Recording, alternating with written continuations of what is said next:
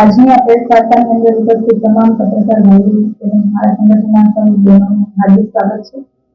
ભાઈએ વાત કરી એવી રીતે આના પહેલા પણ પ્રેસ વાર્તાના આયોજન થકી અમે સરકારનું ધ્યાન દોરવાનો પ્રયત્ન કરેલો અને રેલ મંત્રીઓ સુધી ગુજરાતની હકીકત પહોંચાડવાનો અમે પ્રયાસ કરેલો હતો. પરંતુ છેલ્લા 10 વર્ષની જો મહિલા સુરક્ષાની વાત કરીએ, આમ તો 30 વર્ષથી ભાજપની સરકાર છે, પણ ટ્રિપલ એન્જિનની સરકાર એટલે કે છેલ્લા 10 વર્ષથી આપણે જો જોવા જઈએ કે ગુજરાતની સલામતી શું છે, ગુજરાતની અંદર શું થઈ ગયું.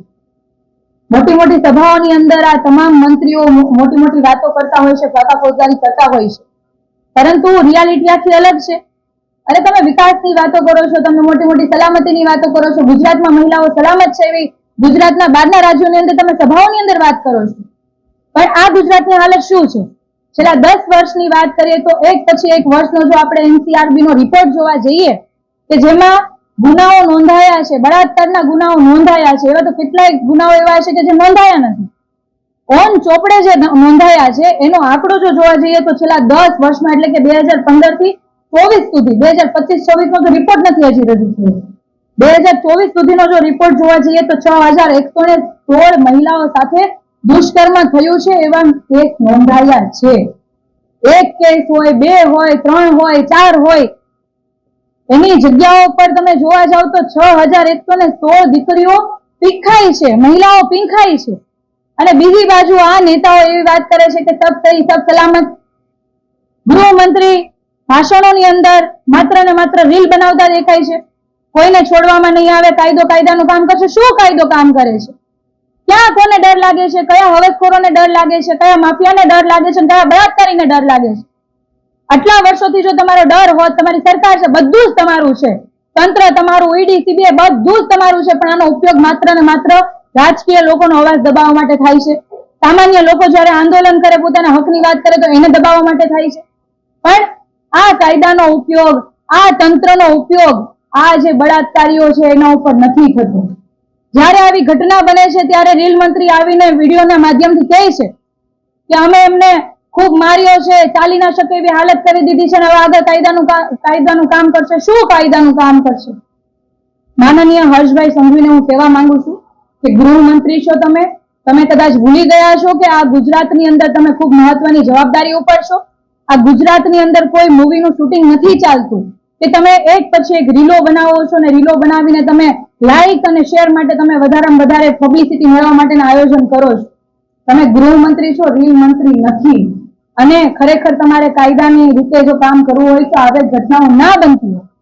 છેલ્લા 5 વર્ષની વાત કરું તો ગુજરાતનું બજેટ મહિલાઓની સુરક્ષા માટે કેટલું ફાળવાયું? 25,968 કરોડનું બજેટ ગુજરાત સરકારમાંથી મહિલાઓની સુરક્ષા માટે ફાળવાય છે. આટલા કરોડનું બજેટ ક્યાં જાય છે? જો મહિલાઓ સુરક્ષિત નથી તો જાય છે ક્યાં? છેલ્લા એક વીકની અંદર ગુજરાતનું કેપિટલ એટલે કે ગાંધીનગર અને એની બાજુમાં અમદાવાદ, એમાં 3 બળાત્કારના કેસ બને છે, જેમાં એક દીકરી પોતાનો જીવ ગુમાવે છે. તો તમારી કાયદો વ્યવસ્થા ક્યાં છે? સલામત ગુજરાત ક્યાં છે? બેટી બચાવો, બેટી પઢાઓ, ક્યાં પણ બેટીને બચાવીશું કઈ રીતે? કેમ કે આ ગુજરાતની અંદર હવસખોરો, દરિંદાઓ બેફામ કરી રહ્યા છે, એને કાયદાનો ડર જ નથી. તો બેટીને બચાવીને પછી આ હવસખોરો જયારે પીખી નાખે છે ત્યારે એનો દર્દ તમને કદાચ નહીં ખબર હોય. કેમ કે જે મહિલા સાથે આ ઘટના બનતી હોય અને એ મહિલાની જે પીડા છે, એ પીડા જો તમને સમજાતી હોત, એ મહિલાની જો તમને ચીખ એટલે કે એમનો અવાજ જો તમને સંભળાતો હોત તો તમે એવો એક્શન પ્લાન બનાવ્યો હોત અને એ એક્શન પ્લાન તમે ગુજરાતના લોકો સમક્ષ મૂક્યો હોત કે અમે આ એક્શન પ્લાન ઉપર કામ કરીશું અને આવનારા સમયની અંદર એક પણ મહિલા સાથે એવી ઘટના નહીં બને. જો તમારામાં તાકાત હોય તો એક વખત બતાવો, તમે કહીને બતાવો કે આ ગુજરાતની અંદર બધું સલામત છે અને ભવિષ્યમાં ક્યારેય પણ કોઈ દીકરી, કોઈ મહિલા, કોઈના ઘરની ઇજ્જત નહીં લૂંટાય, કોઈ પણ દીકરી સાથે આવું કૃત્ય નહીં થાય. જો તમારામાં તાકાત હોય, છેલ્લા 30 વર્ષથી તમે સરકારમાં છો, બધું તમારું છે, તો એક વખત મીડિયામાં આવીને તમે જાહેર જનતાને એવું કહી બતાવો કે હવે આવી ઘટના નહીં બને. અમે તો માત્ર માંગીએ છીએ કે તમારો એક્શન પ્લાન શું છે મહિલાઓની સુરક્ષા માટે? તમે શું આવનારા સમયમાં આયોજન કરવાના છો? છેલ્લા 10 વર્ષમાં તમારી સરકારમાં કેમ કોઈ આયોજનો નથી થયા? કેમ તમારી નિષ્ફળતા દિવસે ને દિવસે દેખાય છે? અને તમારી બધાની નિષ્ફળતાના કારણે આ ગુજરાતની દીકરીઓ પીંખાઈ રહી છે અને આનું દુઃખ તમે જોતા નથી, અથવા તો તમે આંખ આડા હાથ રાખી દો છો કે તો તમને કાન આડા હાથ રાખેલા છે જેથી સંભળાતું પણ નથી અને દેખાતું પણ નથી. ભાજપની અંદર પણ કેટલા બધા ભ્રષ્ટાચારીઓ ભર્યા છે, ભાજપની અંદર જ બળાત્કારીઓ ભર્યા છે. દિવસે ને દિવસે આવી ઘટનાઓ બનતી હોય. ખંભાતની અંદર પણ એવી ઘટના બને છે કે યુવા મોરચાના 3 કાર્યકર્તાઓ એક દીકરી સાથે વારંવાર દુષ્કર્મ કરે છે. પોલીસ એમની ફરિયાદ નથી લેતી કારણ કે એ વ્યક્તિ ભાજપનો કાર્યકર્તા છે. ભાજપની અંદર જો આવા બળાત્કારીઓ ભરશો તો તમે શું કઈ રીતે એક્શન લેશો? ના લઈ શકાય કારણ કે બળાત્કારીઓ તમારી પાર્ટીમાં છે અને વોશિંગ પાવડર નિર્મા જેવી તમારી સિસ્ટમ ચાલે છે. તમારી પાર્ટીમાં હોય એટલે સારા, બાકીના કઈ નહીં. અને માત્ર ને માત્ર રીલ બનાવવાથી, વિડીયોગ્રાફી કરવાથી, શૂટિંગ કરવાથી તમારી કામગીરી નથી દેખાતી. તમારે ખરેખર એક્શન પ્લાન બનાવવો જોઈએ. એવી કાયદો વ્યવસ્થા મજબૂત કરવી જોઈએ જેથી ભવિષ્યમાં આવી ઘટનાઓ ના બને. આ તો મેં માત્ર વાત કરી દુષ્કર્મની કે દુષ્કર્મના છેલ્લા 10 વર્ષના આંકડાઓ એટલે જોવા જઈએ તો 6116. ત્યાર પછી છેલ્લા 10 વર્ષમાં 50,000 થી મહિલાઓના અપહરણના ગુનાઓ નોંધાયા છે. આજ દિન સુધી એનો અતપત્તો નથી કે સરકારે એના કોઈ આંકડાઓ બહાર પાડ્યા નથી કે આટલી મહિલાઓ મળી ગઈ છે કે આવી રીતના કાર્યવાહી કરવામાં આવી છે. આ કોઈ નાની ઘટના નથી. ગુજરાતની અંદર 50,000 મહિલાઓ ગાયબ થઈ છે. ત્યાર પછી 16 લાખથી વધુ મહિલાઓ ઘરેલુ હિંસાનો શિકાર બને છે. ઉત્તર ગુજરાત એટલે કે આ ઉત્તર ગુજરાતમાંથી મુખ્યમંત્રી પોતે બિલોંગ કરે છે અને ઉત્તર ગુજરાતમાંથી ખૂબ જ મહત્વના હોદ્દાઓ પર આપણા ભાજપના ઘણા બધા લોકો એમાં હોય છે, સરકારની અંદર બેઠા હોય છે. આજ ઉત્તર ગુજરાતની અંદર 18 વર્ષથી નાની દીકરીઓ ગર્ભવતી થાય છે અને એના આંકડાઓ ખૂબ ચોંકાવનારા હોય છે. તો આ તમામ પ્રકારના ઘટનાઓ, તમામ પ્રકારના આંકડાઓ જે સત્તાવાર જાહેર થાય છે, આનાથી ખૂબ ગુજરાતની કથળી ગયેલી પરિસ્થિતિ દેખાય છે અને ગુજરાતની મહિલાઓની જે સુરક્ષા છે એ આમાંથી દેખાઈ આવે છે.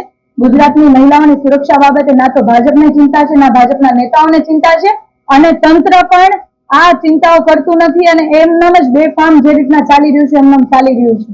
આજે ગુજરાતની અંદર જે પ્રમાણે ચોરી થઈ રહી છે, જે પ્રમાણે હત્યા થઈ રહી છે, જે પ્રમાણે દારૂ વેચાય છે, જે પ્રમાણે ડ્રગ્સ વેચાય છે, આવા અનેક ક્રાઇમ એકદમ નોર્મલ રીતે થઈ રહ્યા છે.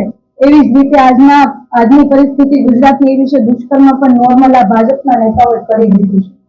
કેમ કે ગામમાં એક દીકરી સાથે જો કોઈ છેડતી પણ કરતું ને તો હાહાકાર થઈ જતો આખા ગામમાં કે આજે આ દીકરી સાથે આ વ્યક્તિ આવું કર્યું છે. ત્યાર પછી આખું પંચ બેસતું ને સજા આપતું. પરંતુ છેલ્લા 30 વર્ષથી આ ભાજપની સરકાર છે તો આમાં લૂંટફાટ જેવી રીતના નોર્મલ થઈ ગયા, ડ્રગ્સ દારૂ નોર્મલ થઈ ગયું, એવી રીતના બળાત્કારો પણ નોર્મલ થઈ ગયા છે. બળાત્કારીઓમાં પણ બિલકુલ પણ એક પણ પ્રકારનો ડર નથી અને દિવસે દિવસે દીકરીઓ શીખાઈ રહી છે.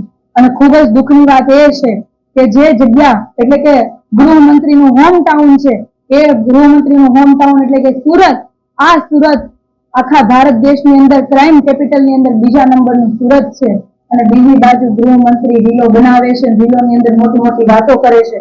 અમે માત્ર ગૃહમંત્રીને એવું કહેવા માંગીએ છીએ કે કેમેરા ઉપર આવીને તમે દમ નહીં બતાવો. તમારામાં તાકાત હોય તો ખરા અર્થની અંદર જમીન પર ઉતરો ને એ જે બળાત્કારીઓ છે એના ઉપર દમ બતાવી જુઓ તો અમે માનીએ કે તમે ખરા અર્થની અંદર ગૃહમંત્રી છો. રીલ બનાવવાથી ગુનેગારો ડરશે નહીં, તમે કાયદાનો ડર બતાવશો તો ડરશે. અને કાયદામાં ગુજરાત સરકાર અને ભાજપ સરકાર સંપૂર્ણપણે નિષ્ફળ ગઈ છે. હું ગુજરાતના તમામ લોકોને કહેવા માંગુ છું કે જ્યારે કાયદો વ્યવસ્થા કથળી જાય અને જ્યારે નેતાઓ આ બાબતે બોલતા ચૂપ થઈ જાય, સત્તામાં બેઠેલા લોકો જ્યારે આંખ આડા કાન કરે ત્યારે આપણે સૌએ જાગવાની જરૂર છે. ત્યારે આપણે સૌએ આ બાબતે ભાજપના નેતાઓ કે સત્તાધારી નેતાઓને ભાન કરાવવાની જરૂર છે. અમે પહેલા તો અમે પ્રેસ કોન્ફરન્સના માધ્યમથી સરકારનું ધ્યાન દોર્યું હતું કે મહિલાઓની પરિસ્થિતિ ઉપર તમે થોડું ધ્યાન રાખો અને આવી ઘટનાઓ ના બને એના માટેના ચોક્કસ આયોજનો કરો, પરંતુ નજરઅંદાજ કરવામાં આવ્યું. ત્યારબાદ મહિલા મોરચો આમ આદમી પાર્ટીનો મહિલા આયોગમાં પણ ગયો હતો અને મહિલા આયોગમાં ગયા પછી થોડું વધારે દુઃખ થયું કેમ કે ગુજરાતની અંદર ભાજપની 30 વર્ષથી સરકાર છે, પરંતુ ગુજરાતની ભાજપ પાસે એક પણ મહિલા એવી યોગ્ય નહીં દેખાણી તેમને મહિલા આયોગના પ્રમુખ બનાવી શકાય. એટલે ઘણા વર્ષોથી મહિલા આયોગનું પદ જ ખાલી છે, મહિલા પ્રમુખનું પદ જ ખાલી છે. ત્યાર પછી આવી જયારે ઘટનાઓ એક પછી બને છે ત્યારે અમારી પોતાની જવાબદારી બને કે જે ગૃહમંત્રી જેમને જવાબદાર કાર્યક્ષેત્રની અંદર આવે છે તો એમના કાર્યાલય પર અમે સુરતની આખી મહિલાઓની ટીમ સાથે ગયા કે આ કાયદો વ્યવસ્થા કથળી ગયેલી છે તો તમારો એક્શન પ્લાન શું છે, ખરેખર તમે શું કરવા માંગો છો, મહિલાઓ ક્યારે સલામત થશે, બેનરોમાં નહીં પરંતુ હકીકતમાં ગુજરાતમાં ક્યારે સલામતી આવશે. તો ત્યારે આજ માનનીય ગૃહમંત્રીએ પોતાની તાકાત પોલીસો દ્વારા બતાવી અને અમને ડિટેન કરી લેવામાં આવ્યા અને પોલીસ સ્ટેશન હજીરાના બેસાડી દેવામાં આવ્યા. ત્યારે આજે અમારી પાસે છેલ્લો માત્ર એક જ રસ્તો છે કે અમે આ તમામ બાબતે ખૂબ જ દુઃખી છીએ અને આ વાત જે મહિલા સુરક્ષાની છે કોઈ રાજકીય મુદ્દો નથી કે કોઈ એવી વાત નથી કે જેના ઉપર રાજકારણ થઈ શકે. અમે માત્ર એટલું ઈચ્છીએ છીએ અને આ વાત લોકોની અને ગુજરાતની હરેક મહિલાની છે અને આ મહિલાની પીડા અમે માનનીય મુખ્યમંત્રીશ્રીને પહોંચાડવા માટે અત્યારે અહીંથી તમામ બહેનો સાથે જઈએ છીએ. આ બહેનો આપણા પ્રદેશના મુખ્ય હોદ્દા પર જે છે એ બહેનો છે.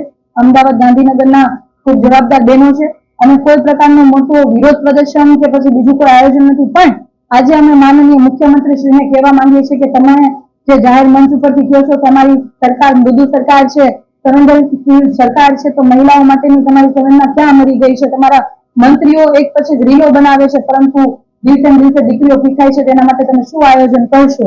આ અનેક સવાલ સાથે ગુજરાતની હરેક મહિલાના સવાલ સાથે અમે અહીંયાથી મુખ્યમંત્રીશ્રીના આવાસ તરફ જઈએ છીએ અને આ તમામ સવાલો અમે માનનીય મુખ્યમંત્રીશ્રીને પૂછીશું.